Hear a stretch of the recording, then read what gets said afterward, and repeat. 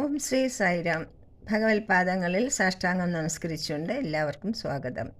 സന്ധ്യാവന്ദനം ഭാഗം 6, പഴംപാട്ടും പഴംകഥയും. ഇന്നത്തെ പഴംപാട്ടിൽ ജഗദീശോ രക്ഷതു എന്ന് ഞാൻ 6ാം ക്ലാസ്സിൽ വെച്ച് പഠിച്ച ഒരു പ്രാർത്ഥനാ ഗീതമാണ് പാടാൻ പോകുന്നത്. അത് ഈ 68 വർഷമായിട്ട് അതെന്നെ ഇങ്ങനെ വളരെ സന്തോഷിപ്പിക്കുന്ന ഒരു മനോഹരമായ കവിതയാണത്. ആരാണ് എഴുതിയതെന്ന് ഓർമ്മയില്ല എനിക്കതോ തന്നിട്ടുണ്ടായിരുന്നില്ല എന്നാണ് തോന്നുന്നു പേര്. ഇതിലുള്ള ഇതെന്ന് വെച്ചാൽ നമുക്ക് ഭഗവാനോട് ഭക്തി തോന്നാൻ ആദ്യമായിട്ട് നമുക്ക് വേണ്ടത് അത്ഭുതമാണ്. ചമത്കാരങ്ങൾ, ഭഗവാന്റെ ചമത്കാരം, ഭഗവാന്റെ മഹിമകൾ കാണുമ്പോൾ നമ്മളിൽ ഒരു അത്ഭുതമുണ്ടാവും. ഭഗവാനെ ഇതെങ്ങനെ സാധിക്കുന്നു, ഇത്ര മനോഹരമായ സൃഷ്ടി ഇത്ര സൂക്ഷ്മമായിട്ട് എങ്ങനെ സാധിക്കുന്നു, ഒരു അത്ഭുതം നമുക്കുണ്ടാവും. ആ അത്ഭുതം നമുക്ക് ആദരവായിട്ട് മാറും. ആ ആദരവിൽ നിന്ന് നമുക്ക് പ്രേമം, ഭഗവാനോട് അതിഭയങ്കരമായ ഭക്തി, വളരെ വളരെ വലിയൊരു ഭക്തി, സ്നേഹമുണ്ടാവും. ആ സ്നേഹത്തിനാണ്, ഭഗവാനോടുള്ള സ്നേഹത്തിനാണ് നമ്മൾ ഭക്തി എന്ന് പറയുന്നത്. അങ്ങനെയാണ് നമ്മുടെ ഭക്തിഭാവം നമ്മൾ ഉണർത്തുന്നതിനാണ് ഇങ്ങനെയുള്ള കവിതകളൊക്കെ ഒരുപാട് സഹായിക്കും. കാരണം ഈ കവിതകളിലേക്ക് സാഹിത്യം, അതായത് അതിലെ വാക്കുകളൊക്കെ വളരെ സാഹിത്യ ഭംഗിയുള്ളതും വളരെ അർത്ഥസമ്പുഷ്ടവുമാണ്. അങ്ങനെയാണ് നമ്മുടെ മനസ്സിൽ നല്ല തരളമാക്കുന്ന രീതിയിലുള്ള ഒരുപാട് കവിതകൾ പഠിച്ചിട്ടുണ്ട്. അതിലൊന്നാണ്, അതിവിടെ പറയാം. ഇതിൻ്റെ ടെക്സ്റ്റ് ഞാൻ കമൻറ്റ് ബോക്സിൽ എഴുതിയിടാം. അപ്പം അവിടെ നിങ്ങൾക്ക് അത് എടുത്ത് ആവശ്യമുള്ളവർക്ക് പഠിക്കുകയും ചെയ്യാം. ജഗദീശോ രക്ഷതു. ജഗദീശരാത്രിയും ശശാങ്കതാരകങ്ങളും പകലുമർക്കബിംബവും നിരന്ന മേഘജാലവും മൃഗകദംബ പക്ഷി വൃക്ഷ പുഷ്പശലഭവൃന്ദവും മികവിൽ നിന്റെ വൈഭവങ്ങൾ വാഴ്ത്തിടുന്നു ദൈവമേ. ഗഗനമെന്തൊരത്ഭുതം, സമുദ്രമെന്തൊരത്ഭുതം, നിഖില ജീവജാല ജീവനെന്നതെന്തൊരത്ഭുതം. സകലതും ചമച്ചതോർക്കിലഖിലനാഥനായ നീ, സകല ശക്ത നിൻപദം നമിച്ചിടുന്നു ഞാൻ വിഭോ. ദീനരിൽ കൃപാരസം കലർന്നലിഞ്ഞിടേണമെൻ മാനസം ഭവാനതിന്നു കരുണ ചെയ്യുക സന്തതം. ഊനമറ്റ ചിത്തശുദ്ധി കൃത്യശക്തി തൃപ്തിയും ഞാനിളച്ചിടായ്വതിന്നു നീ കടാക്ഷമേകണം. ശോഭയീ ജഗത്തിനുള്ളതൊക്കെ നഷ്ടമാക്കിടും താപം അച്ഛനമ്മമാർക്കുമാർക്കുമാർന്നിടാതെ നീ. കോപമത്സരാദിയൻ മനസ്സിലേശിടാതെയും നീ ഭരിച്ചു കാത്തുകൊള്ളുക ഞങ്ങളെ ദയാനിധേ. രമ്യമായ മേടമേൽ സുഖിച്ചു ഞാനിരിക്കിലും കർമ്മശക്തി കൊണ്ടു വല്ല ചെറ്റയിൽ കിടക്കിലും എൻ മനസ്സധർമ്മചിന്ത വിട്ടിരിപ്പതിന്നു നീ ചിന്മയ പ്രഭോഗനിഞ്ഞനുഗ്രഹിക്ക ദൈവമേ. ക്ഷണമൊരോന്നു പോകവേ ക്ഷയിക്കയാണു ജീവിതം, ഗുണം അസംഖ്യമാളുകൾക്കു ചെയ്തിടേണ്ടതുണ്ടിനി. ഉണർവൊടൊന്നും എൻ പ്രവൃത്തി സമയനിഷ്ഠയോടെ ഞാൻ അണുവിടാതെ ചെയ്യുമാറനുഗ്രഹിക്ക ദൈവമേ. തുഷ്ടി ഞാൻ നിമിത്തമെൻ കുലത്തിൽ മാത്രമെങ്കിലും പുഷ്ടിയാർന്നു കാൺമതിന്നെനിക്കനുഗ്രഹിക്കണം. ശിഷ്ടസംഗമത്തിനുള്ള യോഗവും ഭവിക്കണം. വിഷ്ടവേഷഭക്തലോകപാലനാഥ പാഹി മാം. ശ്രീകൃഷ്ണാർപ്പണമസ്തു. ഇന്ന് ശ്രീകൃഷ്ണൻ്റെ മഹാഭക്തനായിരുന്ന കനകദാസൻ്റെ കഥ പറഞ്ഞു തരാം. ഉടുപ്പി, കർണാടകയിലെ ഉടുപ്പിയിലെ ശ്രീകൃഷ്ണ ക്ഷേത്രം, അതായത് ശ്രീകൃഷ്ണ ദ്വൈതമാതാ ക്ഷേത്രം എന്നൊരു വളരെ 1000 വർഷം മുമ്പ് 1000 വർഷം വരെ പഴക്കമുള്ള ക്ഷേത്ര സമുച്ചയമുള്ള ഒരു മഹാക്ഷേത്രമാണത്. അത് നിർമ്മിച്ചത് 13-ാം നൂറ്റാണ്ടിലെ മാധവാചാര്യർ. അദ്ദേഹം ദ്വൈത സിദ്ധാന്തത്തിൻ്റെ ആളായിരുന്നു, ഗുരുവായിരുന്നു. ദ്വൈത സിദ്ധാന്തത്തിൻ്റെ മാധവാചാര്യർ അദ്ദേഹമാണ് ഈ ക്ഷേത്രം, ഉടുപ്പിയിലെ കൃഷ്ണസ്വാമി ക്ഷേത്രം സ്ഥാപിച്ചത്. അപ്പോൾ ആ ക്ഷേത്രം എല്ലാ ക്ഷേത്രങ്ങളിലും ഭഗവാന്റെ മൂർത്തി കിഴക്ക് അഭിമുഖമായിട്ടാണ്.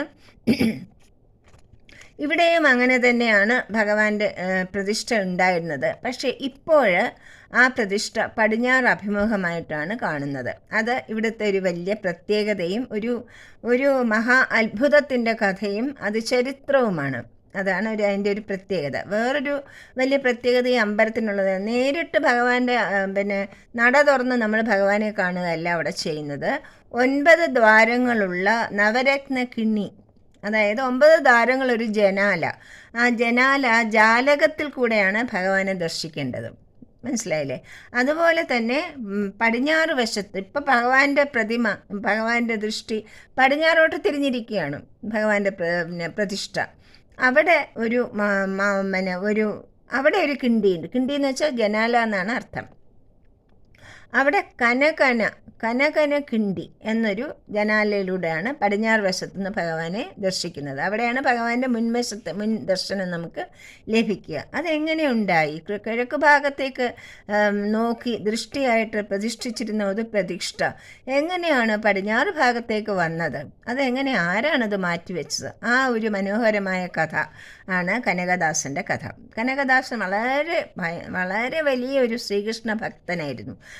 ഭഗവാന് നമ്മുടെ ജാതി, മതം, സ്ഥാനമാനങ്ങൾ അല്ലെങ്കിൽ പദവി ഇതൊന്നും ഭഗവാന് നോട്ടമില്ല. ഭഗവാൻ ഒരേ ഒരു കാര്യം മാത്രമേ നോക്കുകയുള്ളൂ, നമ്മുടെ ചിത്തശുദ്ധി, നമ്മുടെ ചിത്തത്തിലെ ശുദ്ധിയും അതിലെ ഭക്തിയും. അത് മാത്രമാണ് ഭഗവാൻ നോക്കുന്നത്. അല്ലാതെ ഭഗവാന് നമ്മൾ കൊടുക്കുന്ന വഴിപാടുകളോ പണമോ ഒന്നും ഭഗവാന് ആവശ്യമില്ല. ഭഗവാൻ സർവത്തിനും അധിപനായ ഭഗവാന് നമ്മളെന്തിനാണ് ഇതൊക്കെ പ്രത്യേകം കൊടുക്കാൻ നിൽക്കുന്നത്? പക്ഷേ ഭഗവാൻ നമ്മൾ കൊടുക്കേണ്ടത് നമ്മുടെ മനസ്സ് നിറഞ്ഞ നിസ്വാർത്ഥവും നിഷ്കളങ്കവും അനന്യവുമായ ഭഗവാനെ മാത്രം വിചാരിക്കുമ്പോൾ കണ്ണുനീരൊഴുകുന്ന മാതിരിയുള്ള അനന്തക്കണ്ണീരൊഴുകണം. അത്രയ്ക്കുള്ള ഭക്തിയാണ് ഭഗവാൻ ഏറ്റവും ഇഷ്ടപ്പെടുന്നത്. ഇപ്പം കനകദാസ് ആ കാലത്തൊക്കെ വളരെ ഇതായിട്ട് ജാതി നോക്കിയിട്ട് ജാതി വ്യവസ്ഥ അനുസരിച്ച് അയിത്തമൊക്കെ ഉണ്ടായിരുന്നു. അപ്പോൾ ഇദ്ദേഹത്തിന് ക്ഷേത്രത്തിൽ പ്രവേശനം ഉണ്ടായിരുന്നില്ല. ആ ഒരു ജാതിയിലാണ് അദ്ദേഹം ജനിച്ചിരുന്നത്. പക്ഷേ അദ്ദേഹത്തിന് ഭഗവാന്റെ വിഗ്രഹം കാണാൻ ഭയങ്കര മോഹം, വല്ലാത്ത ആഗ്രഹം, തൃഷ്ണയാണ് അദ്ദേഹത്തിനത് കാണാൻ. അപ്പം നല്ല പോലെ കവിതകൾ രചിച്ച് പാടുന്ന ആളായിരുന്നു അദ്ദേഹം.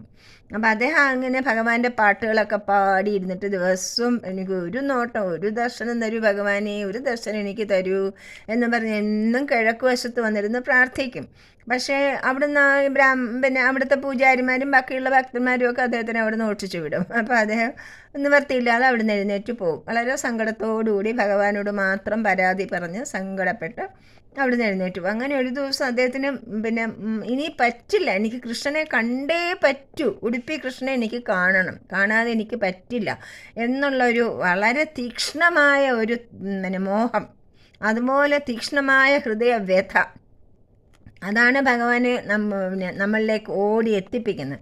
അപ്പോൾ ആ തീക്ഷ്ണമായ വ്യഥ വന്നപ്പോൾ അദ്ദേഹം പടിഞ്ഞാറ് വശത്ത് പോയി അവിടെ ഇരുന്നിട്ട് കൃഷ്ണ നീ ബേഗനേ ബാരോ, ഭയങ്കര പ്രസിദ്ധമായൊരു പാട്ടുണ്ടല്ലോ, കൃഷ്ണ നീ ഒന്ന് വേഗം വരൂ, എനിക്ക് ദർശനം തരാനായിട്ട് ഒന്ന് ഓടി വരൂ കൃഷ്ണ എന്ന് പറഞ്ഞ് മനസ്സ് തുറഞ്ഞ് അപ്പം തന്നെ ഒരു പാട്ട് ഉണ്ടാക്കി അത് മനോഹരമായിട്ട് അങ്ങനെ കരളുരുളുന്ന മാതിരി, കരളങ്ങനെ അലിഞ്ഞു പോകുന്ന മാതിരി പാടി കരഞ്ഞ് അവിടെ ഇരുന്നപ്പോഴത്തേക്കും അദ്ദേഹം ആ പടിഞ്ഞാറ് വശത്തെ മതിലിലൊരു ചെറിയ ഒരു ദ്വാരം, ഒരു വിള്ളൽ കണ്ടു. അപ്പോൾ അദ്ദേഹം വെച്ചു അതിലേ കൂടെ എങ്കിലും എൻ്റെ ഭഗവാനെ ഒന്ന് കാണാം. പുറത്തു നിന്നിട്ടാണല്ലോ. അപ്പം വേഗം പോയിട്ട് ആ വിള്ളലിൽ കൂടെ ഭഗവാനെ നോക്കിയിട്ട്, ഭഗവാനെ എനിക്കൊന്ന് ദർശനം തരൂ, കാണാൻ പറ്റുന്നില്ലല്ലോ ഈശ്വര എന്ന് പറഞ്ഞതും പൂജാരിമാരൊക്കെ അവിടെ ഇരിക്കുകയാണ്.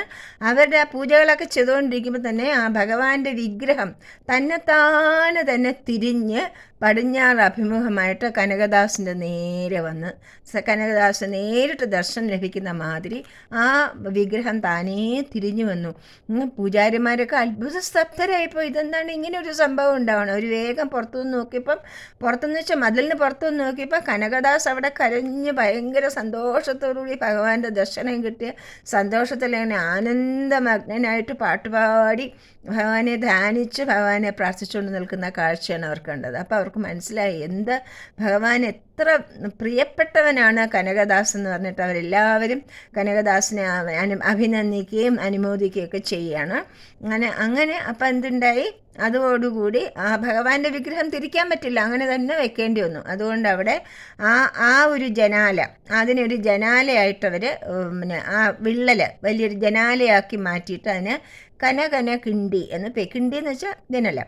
അപ്പോൾ ആ കനകന കിണ്ടി എന്നൊരു പേര് കൊടുത്തു. അപ്പോൾ അവിടെ ഒരു കനകദാസിൻ്റെ പേരെഴുതിയ വലിയൊരു കമാനവും ഒക്കെ ഇപ്പോൾ ഉണ്ടാക്കി വെച്ചിട്ടുണ്ട്. ഞാൻ പോയിട്ടില്ല, അപ്പം അങ്ങനെ ഉണ്ടാക്കി വെച്ചിട്ടുണ്ട്. അപ്പം എപ്പോഴും നമുക്കത് കാണുമ്പം ആ ഭഗവാന്റെ ഭക്തവാത്സല്യം, ഭക്തൻ്റെ ഭക്തിയും ഭഗവാന്റെ ഭക്തവാത്സല്യം നമ്മളെ ഓർമ്മിക്കുന്ന ഒരു മഹാസംഭവത്തിൻ്റെ സാക്ഷ്യമാണ് നമ്മൾ അവിടെ ഉടുപ്പിയിൽ പോയാൽ നമുക്ക് കാണാൻ കഴിയുക. അതപ്പോൾ അവിടെ ഈ കനകന കിണ്ടിയിലൂടെയും പിന്നെ നവരത്ന കിണ്ടിയിലൂടെയാണ് ഭഗവാന്റെ ദർശനം എല്ലാവരും എടുക്കുന്നത്. അങ്ങനെ ഒരു പിന്നെ അത്ഭുത സംഭവം നടന്ന ഒരു മഹാക്ഷേത്രം. അല്ലാതെ തന്നെ അവിടെ ഒരുപാട് ക്ഷേത്രങ്ങളുണ്ട്. അതിന് ചുറ്റും 1000 വർഷം പഴക്കമുള്ള ക്ഷേത്രങ്ങളൊക്കെ ഉള്ള അതിസുന്ദരമായ ഒരു സ്ഥലമാണ് കർണാടകയിലെ ഉടുപ്പി. സായിരാം. Thank you.